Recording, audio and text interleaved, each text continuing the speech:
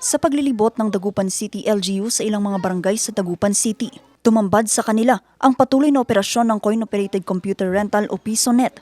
Ang masaklap, ang mga customer, mga estudyante. Nangyari ang inspeksyon sa kasagsagan pa ng afternoon class. May na tayo dito, may pinagbabawal na kasi sa buong Dagupan. Ayon kay Dagupan City Mayor Belen Fernandez, ang operasyon ng PisoNet sa lungsod ay itinuturing na iligal. Ito'y dahil sa umiiral na ordinansa o ang Ordinance Number 2383.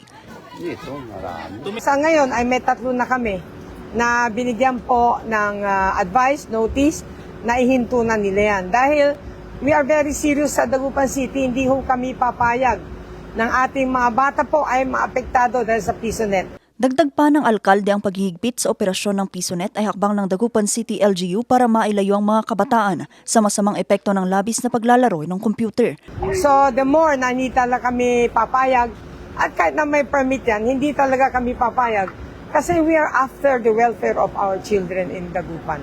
Sa ngayon, isang notice of closure nang ibinigay sa 3 PisoNet computer shop kung saan bibigyan sila ng 5 araw upang itigil ang kanilang operasyon. Kung magkataong mahuli na nagpapatuloy, kukumpiskahin mismo ng Dagupan City LGU ang kanilang mga unit. Noon kasi, alam namin noon kung sino yung nagpapatakbo.